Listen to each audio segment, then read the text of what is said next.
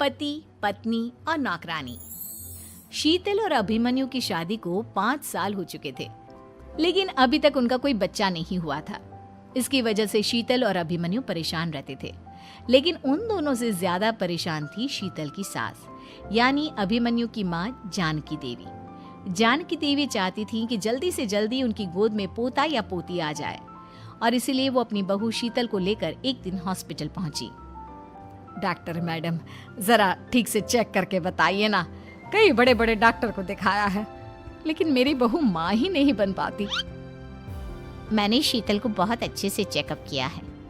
देखिए, बात यह है कि शीतल के अंदर माँ बनने की कैपेसिटी नहीं है। ये आप क्या कह रही हैं डॉक्टर साहब? कोई तो इलाज होगा ना, कोई दवाई दे दीजिए। देखिए, कुछ प्रॉब्लम ऐसी होती है जिनका कोई ट्रीटमेंट नहीं होता। आई एम सॉरी टू से, लेकिन शीतल कभी माँ नहीं बन सकती, क्योंकि उसके यूट्रस में अंदर से ही कुछ प्रॉब्लम है। घर आने के बाद क्या हुआ माँ? कहाँ लेकर गई थी आप शीतल को? अरे कहाँ लेकर जाती, डॉक्टर मैडम के पास ले गई थी, लेकिन तेरी बीवी तो कभी माँ बन ही नहीं सकती। मम्मी जी, इसमें मेरी क्या गलती? अगर अंदर से कोई प्रॉब्लम है तो उसमें मैं भी कुछ नहीं कर सकती। जानती हूँ, ये बात डॉक्टर के मुंह से सुन चुकी हूँ।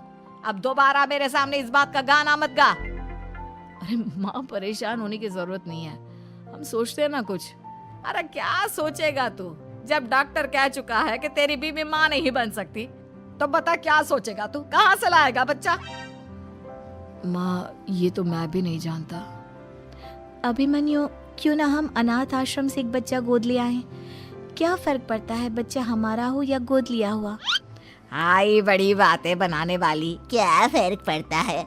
अरे क्यों फर्क नहीं पड़ता? मुझे इस वंश को आगे बढ़ाने के लिए मेरे बेटे का खून चाहिए, किसी दूसरे का नहीं। लेकिन माँ, आप जानती हैं कि ये अब पॉसिबल नहीं है। मैं कुछ नहीं जानती। मैं किसी पराये की औलाद को इस घर में अपना पोता या पोती बन के बढ़ता हुआ नहीं देख सकती। मेरा वंश मेरे बेटे के खून से ही आगे बढ़ेगा। लेकिन मम्मी जी, ऐसा कैसे हो पाएगा? आप अच्छी तरह जानती है ना, मेरा और अभिमन्यु का बच्चा नहीं हो सकता। तो मैं अपने बेटे की दूसरी शादी करवाऊंगी, और अपनी दूसरी बीवी से ये मुझे बच्चा पैदा करके देगा। ये आप क्या कह रही हैं माँ? मैं किसी और से शादी नहीं करने वाला। मेरे रहते हुए आप अभिमन्यु की शादी किसी और से करवाएंगी? मम्मी जी, आप ऐसा कैसे कर सकती हैं? तू बस देखती जा बहू, मैं ऐसा कैसे कर सकती हूँ। कुछ दिनों के बाद, अभिमन्यु, मैंने तेरे लिए लड़की ढूंढ ली है। माँ, मैं आपको कितनी बार समझाऊं, मुझे किसी से शादी नहीं करनी है। पहले मेरी बात सुन। ये जो चमेली है ना, हमारे घर में काम करने आती है, वो तुझसे शादी करने के लिए तैयार है। मम्मी जी, आप अभिमन्यु की शादी एक नौकरानी के साथ करवाएंगी?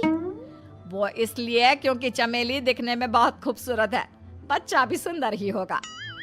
मम्मी जी, लेकिन एक बच्चे के लिए अपने बेटे की शादी नौकरानी के साथ करवाना, क्या ये सही है?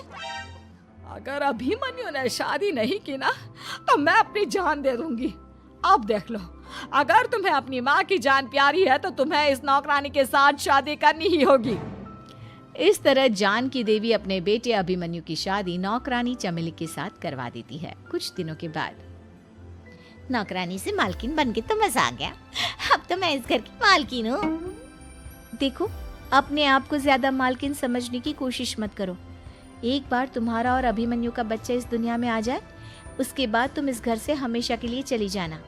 अरे जाओ जाओ, किसी और के आगे बातें बनाना। एक बच्चा तो पैदा नहीं कर सकी, बढ़िया आई। जाओ जाकर मेरे लिए कॉफी बना कर लाओ। नौकरानी मैं हूँ या तुम? मम्मी जी, देखिए ना शीतल मुझसे किस तरह से बात कर रही है। शीतल, तुम्हें पता है ना चमेली प्रेग्नेंट है, मेरे बेटे के बच्चे की माँ बनने वाली है। वो जैसा कहती है वैसा करो। लेकिन मम्मी जी, वो मुझे नौकरों की तरह ट्रीट कर रही है। अरे तो करेगी ना, वैसे भी बहू तुम हो किस काम की? एक बच्चा तो पैदा नहीं कर सकती। जाओ अब घर के सारे काम करो और चमेली को आराम करने दो। थैंक यू मम्मी जी, भगवान आपका भला करे। आप नहीं होती तो मैं नौकरानी से महारानी कैसे बनती? देखो, तुम्हें जो चाहिए सब मिलेगा, खूब खाओ पियो, मजे की जिंदगी जियो, लेकिन बस मुझे एक बच्चा पैदा करके दे दो। कुछ दिनों के बाद, मम्मी, बच्चे के लिए आपने मेरी शादी चमेली के साथ करवा तो दी, लेकिन दिन और रात का चैन मिट गया है। सारा दिन शीतल और चमेली की बहस चलती रहती है। अब शीतल को इस घर में रखने से क्या होगा? मैं तो कहती हूँ उसे घर से निकाल दो, है भी किस काम की। मैं ऐसा नहीं कर सकता माँ, वो मेरी पत्नी है, उससे बहुत प्यार करता हूँ मैं। तुम्हारी पत्नी चमेली है, चमेली, उससे प्यार करो। अरे तुम्हारे बच्चे को जन्म देने वाली है वो। अभिमन्यु, मैं खुद ही इस घर से चली जाती हूँ। वैसे भी अपने ही घर में नौकरों की तरह रहकर परेशान हो चुकी हूँ। घर की नौकरानी मेरे ऊपर हुक्म चलाती है, वो तुम्हारी पत्नी बन चुकी है। अब मेरा इस घर में क्या काम? अभिमन्यु के बार बार रोकने पर भी शीतल उस घर से चली जाती है। कुछ दिनों के बाद चमेली एक बच्चे को जन्म देती है। भगवान ने मेरी सुन ली, मेरे बेटे का घर भर गया, उसका अपना बच्चा इस दुनिया में आ गया। मम्मी जी, बच्चे को हाथ लगाने से पहले मेरी एक शर्त तो सुन लो। तुम कहना क्या चाहती हो चमेली? आपकी मम्मी को बहुत शौक था ना अपने पोते को खिलाने का। अब देखो, इस दुनिया में हर चीज की कोई ना कोई कीमत तो होती है। तुम अपनी आधी प्रॉपर्टी मेरे नाम कर दो, बच्चा तुम्हारे नाम। अरे लेकिन मैंने अपने बेटे से तुम्हारी शादी करवाई है, अब ये सौदेबाजी कहाँ से आ गई? जो औरत अपनी बहू को घर से निकाल कर एक नौकरानी के साथ अपने बेटे की शादी करवा दे, वो तो सौदेबाजी कर ही सकती है ना। उसका कैसे भरोसा कर सकते हैं? मुझे बस आप लोगों की प्रॉपर्टी चाहिए, उसके बाद ही बच्चे को आप हाथ लगा सकते हैं। मैंने कहा था ना मम्मी, आप गलत कर रही हैं। देखिए, उसका नतीजा आपके सामने है। जब शीतल को पता चलता है कि अभिमन्यु और चमेली का बच्चा दुनिया में आ गया है, तो वो अपने घर पहुंचती है। अभिमन्यु, कहाँ है आपका बच्चा? क्या मैं उसे देख सकती हूँ? कुछ भी मत पूछो शीतल, माँ की हुई एक गलती हम लोगों पर भारी पड़ रही है। वो नौकरानी अपनी औकात पर आ गई है और अब हमसे अपनी आधी प्रॉपर्टी मांग रही है, वो भी बच्चे के बदले में। एक बात कहूँ अभिमन्यु, आप उससे कुछ भी देने से मना कर दो। अरे कैसी बात कर रही हो? मेरे बेटे की औलाद है उसके पास, ऐसे कैसे मना कर दे? मम्मी जी, वो अभिमन्यु का बच्चा नहीं है, वो चमेली और उसके बॉयफ्रेंड का बच्चा है। ये तुम क्या कह रही हो शीतल?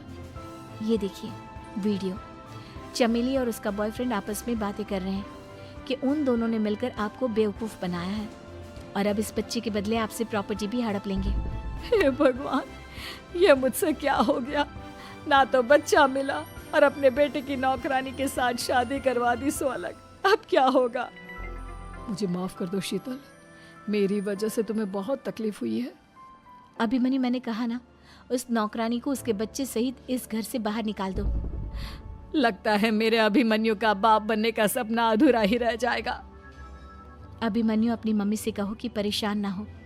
आपको याद है, एक बार हम एक IVF सेंटर गए थे, मैंने फिर से वहाँ जाकर बात की थी और आपको पता है, इस बार मैं प्रेग्नेंट हूँ, क्योंकि हमने वहाँ पर प्रोसीजर करवाया था जिसकी वजह से मैं प्रेग्नेंट हो गई थी। और इस बात का पता मुझे बस कुछ महीने पहले ही लगा है। हमारा बच्चा इस दुनिया में आने वाला है अभिमन्यु। मुझे माफ कर दो शीतल बहू, मुझसे बहुत बड़ी गलती हो गई। कोई बात नहीं माँ, लेकिन अब हमें उस धोखेबाज नौकरानी को इस घर से बाहर निकालना है और इस घर की मालकिन को वापस घर लाना है, वो भी अपने बच्चे के साथ।